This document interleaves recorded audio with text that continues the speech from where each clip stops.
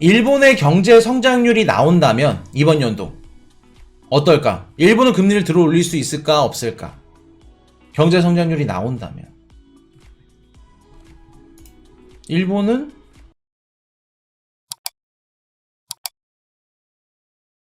일본 얘기를 좀 해드릴 건데, 자, 올해는 일본의 경제정책 방향성이 굉장히 중요하다 라는 말씀을 좀 드리고 싶은데, 자, 한국과 딴판, 일본 정부, 기업, 내년에 임금 올려라. 한 목소리. 왜? 10월 28일 날 기시다 그 우미오 총리가 이런 얘기를 합니다. 인터뷰에서 한 나라의 총리가 임금을 생각할 때 가장 중요한 것은 물가다. 기업한테 호소를 하겠다. 근데 어떤 부분을 호소하겠다? 임금을 올려달라고. 자, 일본은 왜 한 나라의 수장이 기업들한테 인건비 좀 올려주세요, 임금 좀 올려주세요, 왜 이렇게 말을 하는 걸까? 요즘 일본이 여기저기서 많이 다루네요. 일본이 키포인트입니다. 이번 연도 진짜 일본이 키포인트예요. 일본이 금리 인상을 금리 이제 정책을 어떤 식으로 펼쳐가냐에 따라서 우리 자산시장의 뷰가 바뀔 겁니다. 이미 지금 일본은 대기업이나 중소기업 상대로 해가지고 임금을 올려줬어? 그럼 너네 법인세 공제해줄게. 정책을 지금 시행해주고 있어요. 일본 정부에서는.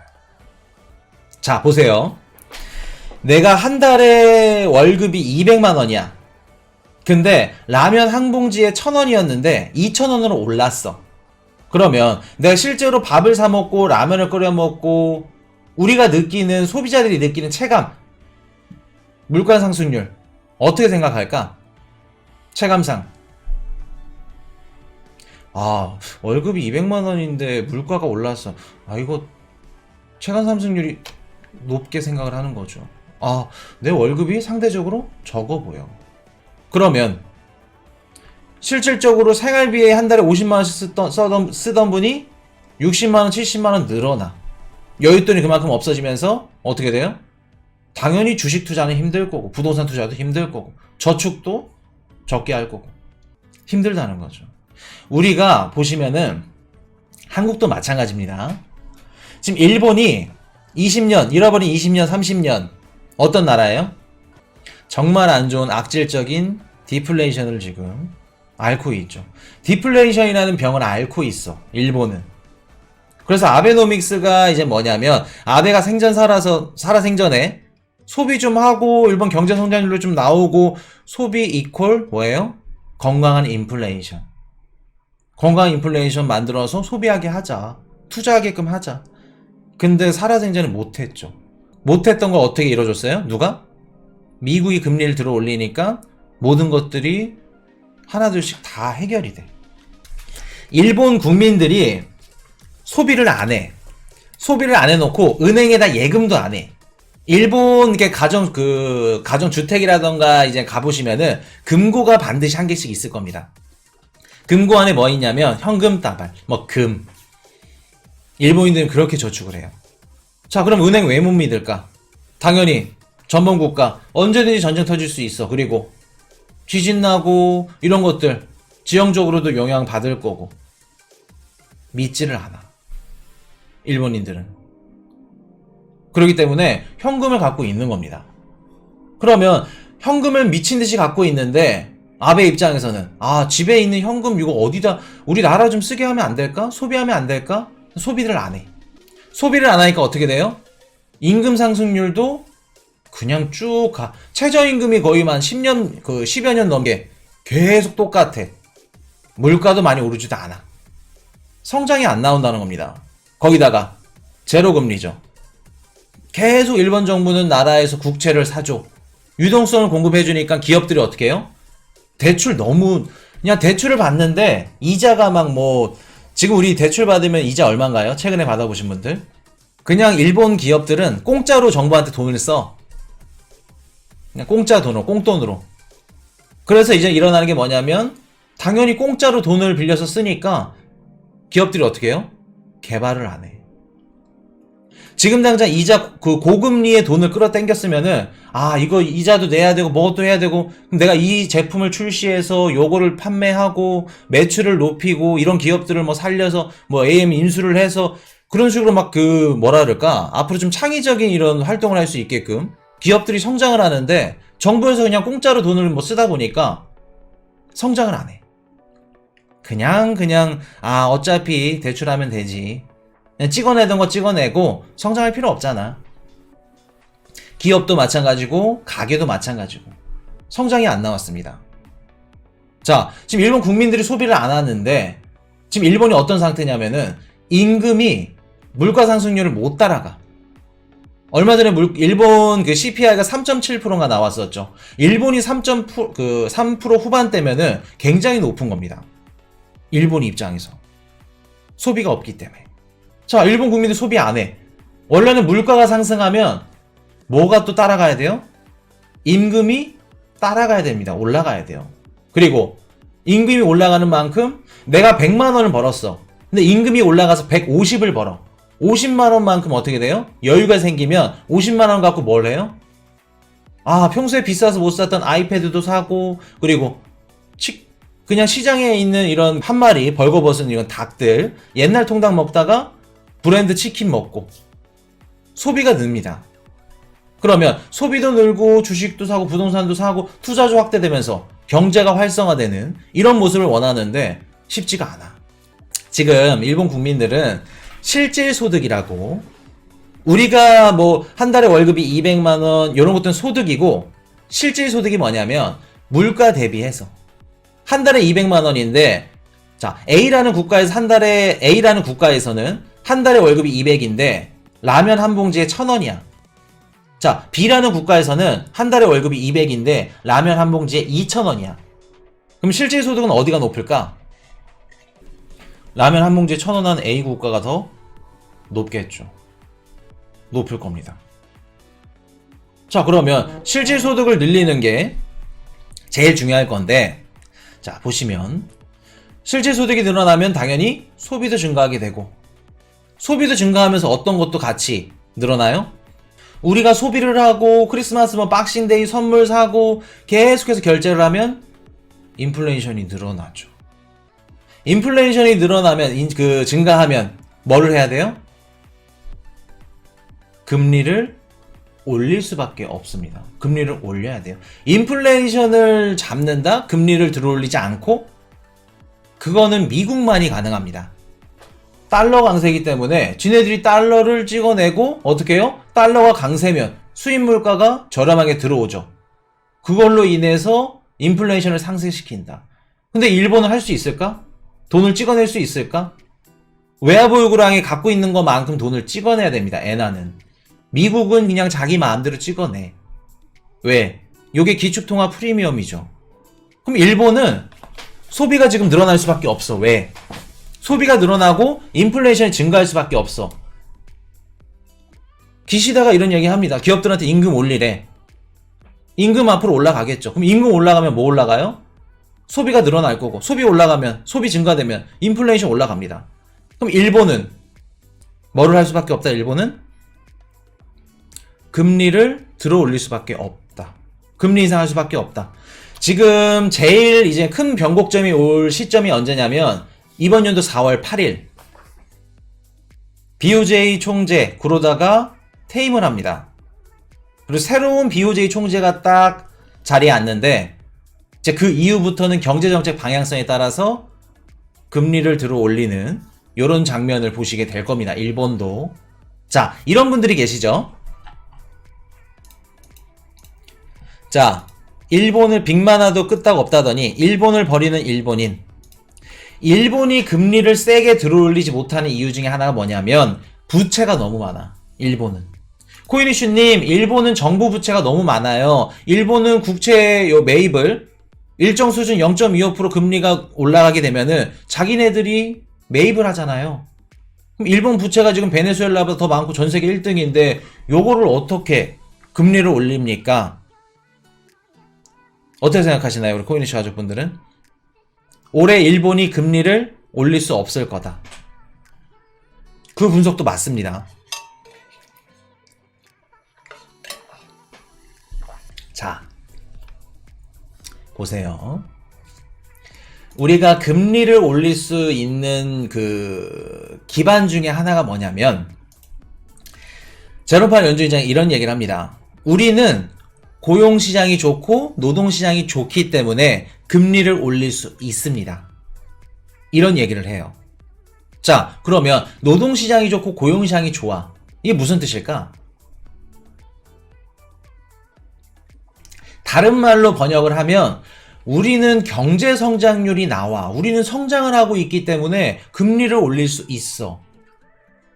이 얘기를 하는 겁니다. 자, 그러면 일본 지금 어때요? 성장률이 나오고 있나요, 일본이? 투자가 막 일어나고 있나요, 지금? 우리 코인이슈 영상 보신 분들은 다 아시죠, 일본? 지금 어떤 상태인지. 자, 엔화 약세. 중국, 홍콩, 국적인 일본 부동산 구매의 붐. 거의 수십 년 동안 일본, 도쿄나 이런 그 일본 부동산들, 아파트들, 주택들, 오피스텔, 가격 변동이 없었어. 근데 이번 연도 일본 부동산 시장이 계속해서 상승을 합니다. 가격이 미친 듯이 올라가고 있어요. 해외 투자자들이 어떻게 해요? 아, 일본 가서 이거 사야겠다. 일본 부동산 보자. 교토며 도쿄며 그냥 뒤집어지게 다. 일본은 지금 어떻게 해요? 투자가 일어나고 있다. 경제 성장률이 일어나고 있다. 일본의 경제 성장률이 나온다면 이번 연도 어떨까? 일본은 금리를 들어 올릴 수 있을까 없을까? 경제 성장률이 나온다면 일본은 들어 올릴 수 있겠죠. 자, 반도체, 라피더스라고 라틴어로 빠르다라는 의미입니다. 반도체 지금 뒤집어지게 준비를 하고 있고, 그리고 금리를 지금 얼마 전에 금리를 들어 올리진 않았지만 일본은 어떻게 했어요? 국채를 0.25에서 0.5까지 올렸죠. 시장에는 긴축이다. 금리를 인상이다.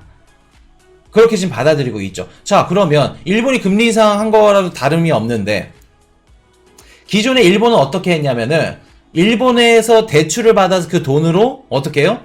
금리가 높고 투자율이 좋은 미국 주식을 사던가 미국 채권을 사던가 아니면 부동산을 사던가 이런 식으로 우리 엔캐리 트레이드라고 말씀을 드렸죠.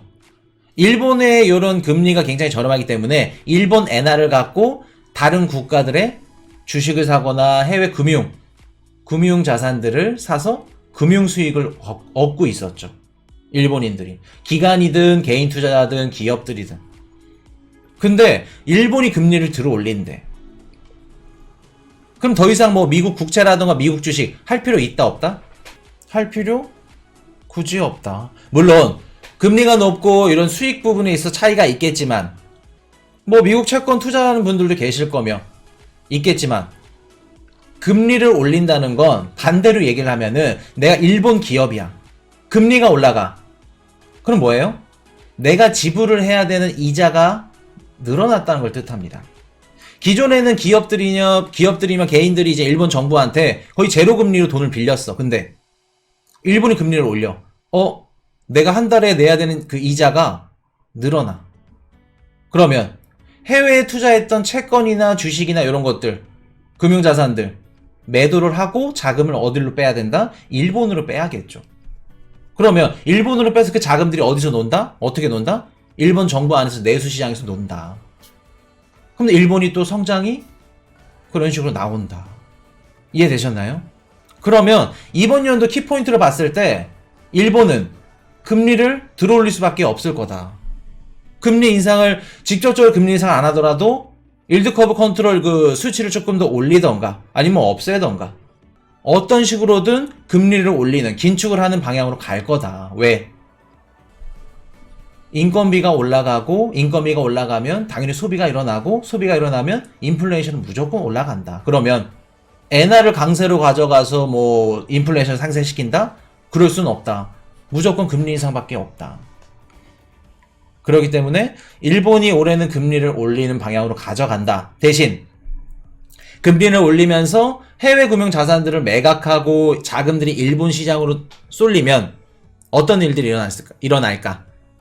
기존에 일본에서 돈을 빌렸어. 누가? 동남아시아들이, 동남아시아 국가들이 돈을 빌렸는데 갑자기 일본이 금리를 들어 올리네? 너네 제로 금리 정책을 지금 몇십 년 동안 하고 있는데 그렇게 금리를 들어 올려? 어떻게 될까? 지금 안 그래도 작년에 달러 강세로 인해서 뭐 에너지, 원유, 원자재 뒤집어지게 비싸게 사고 외화 보유고량이 지금 달러가 막 간당간당한데 일본한테 또 채무까지 더 들어가. 그럼 어떻게 될까? 신흥국가들. 작년에 스리랑카 무너졌죠. 스리랑카 같은 국가들이 올해는 몇 군데 나올 겁니다. 근데 그 이유를 들어봤더니 뭐냐면 엔캐리 트레이드 자금 끌어쓴 국가들. 엔캐리 트레이드 자금 끌어쓴 국가들. 그리고 거기다가 한 가지 말씀 또 드리면 중국의 1대1로 국가 165개 국가 이상 1대1로 자금 싹 들어갔죠. 그 국가들도 무너질 확률이 굉장히 높다. 우리가 그 막내집 재벌할 때 보시면 이제 IMF 1997년도 이제 그때 지금 6하니까 그때 보고 있는데 IMF가 11월 달에 터졌죠. 11월 달에 터지기 3개월 전에 얘네가 90억 달러 가까이 자금 120억 달러라고도 하고 90억 달러라고도 하고 추정치니까 뭐 한 90억 달러 120억 달러로 할게요. 120억 달러를 얘네들이 먼저 돈을 뺐어. 한국 시장에서. 누굴까 얘네가? 일본 은행들이 한국에 있던 돈 120억 달러를 쭉 빼면서 어떻게 돼요? 11월 달에 IMF가 팍 터집니다. 그런 모습을 올해 동남아 국가들 외환보유량이 부족하고 힘든 국가들, 일본의 채무 많은 국가들, 의존을 많이 하는 국가들, 무너지는 국가들이 생길 겁니다. 그러면 그 일본 채무가 많은 국가들이 많이 돈을 못 갚아. 그러면 어떻게 돼요? 일본산 전자기기, 뭐 오토바이, 뭐 혼다 이런 것들 싹 다 들어가는 겁니다. 그냥 경제적으로 어떻게 된다? 종속이 되는 거예요. 2023년도 식민지. 그렇게 보시면 돼요. 예전에 뭐 1차 세계대전, 2차 세계대전 이때는 뭐 그냥 칼 들고 뭐 총 쏘고 뭐 폭탄 쏘고 옛날에는 막 말 타고 가가지고 막 나라 땅 따먹게 하고 이제는 그게 아닙니다. 뭘로 한다? 달러로 하는 거예요. 좀 더 디테일 들어가면은 자기네 우리 화폐 시장에서 통용되는 달러로 돈으로 죽인다. 그래서 이번 연도는 그런 모습을 보시게 될 거다. 4월 이후로. 또 4월 이전에 갈 수도 있겠죠. 일본이 어떤 식으로 이제 가냐면은 보통 그게 뭐라 그럴까? 그 정관예우라고 해야 될까? 다음 총리한테 좀 짐을 덜어주는 좀 그런 풍습이 있다고 합니다.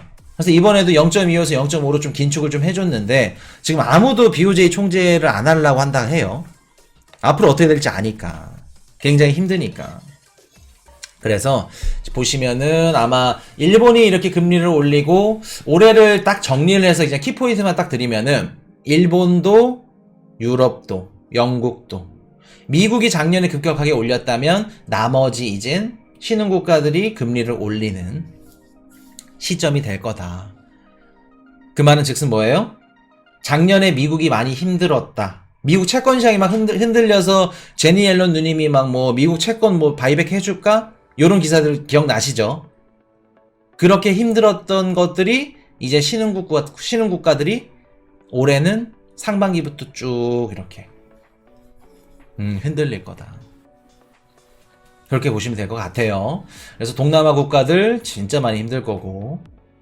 그리고 만약에 일본이 이제 금리를 많이 들어 올려 공격적으로. 그러면 전 세계 채권 시장, 특히 미국이겠죠. 채권 시장 아니면 전 세계 주식 시장, 주식뿐만 아니라 금융 자산들. 기존에 일본이 그 저금리로 인해서 그 돈들이 들어갔던 자산 시장들. 자산 상품들이 어떻게 돼요? 매도량이 나오겠죠. 던지고 일본으로 가는 겁니다. 그러면 미 국채로 따지면 미 국채 매도량이 나오면 미 국채 금리는 다시 상승을 하겠죠. 그리고 주식이든 뭐 금융 자산들 매물들이 시장에 나오면서 당연히 하방 압력이 쭉 받겠죠. 그래서 일본이 금리를 크게 들어 올린다? 그렇게 되면 글로벌 경기 상황에는 좋지 않다. 물론 그런 부분들이 있어서 뭐 달러 강세를 저지할 수는 있겠지만 이미 지금 금리를 올려서 달러가 강세간다? 정고점을 넣는다? 그렇긴 힘들어요. 그렇긴 힘들다. 왜? 미국은 이제 더 이상 금리를 큰 폭으로 올리지 못합니다. 많이 올려봤자 5%에서 5.25야.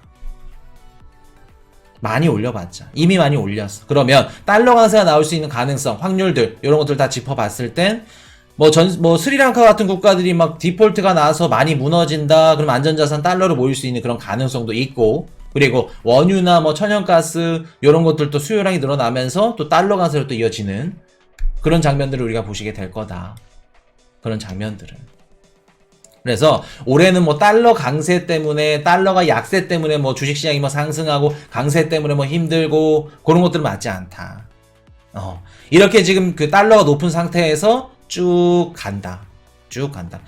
제롬 파월 연준의장이 금리 인상을 지금 했고 금리가 높은 상태에서 쭉 간다라는 얘기를 했죠. 이게 뭔 뜻이냐면 어느 정도 지금 달러 가치가 좀 많이 좀 떨어졌죠. 이전보다는. 이 상태에서 쭉 간다는 겁니다. 이해되셨나요? 원달러 환율로 따지면은 1200원대 쭉 갈 거다 올해.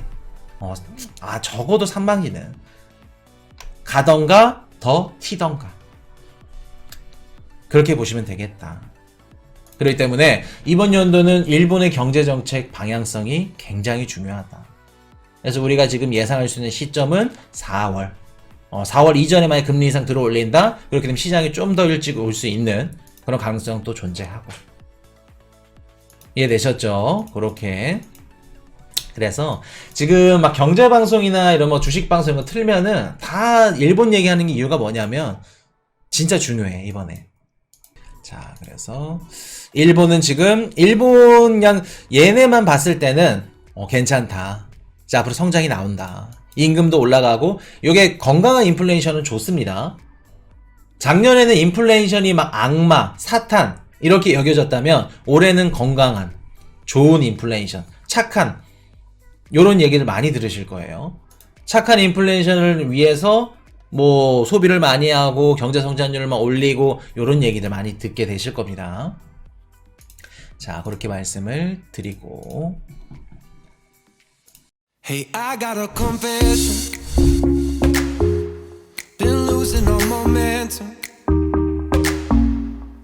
Just because it's easy,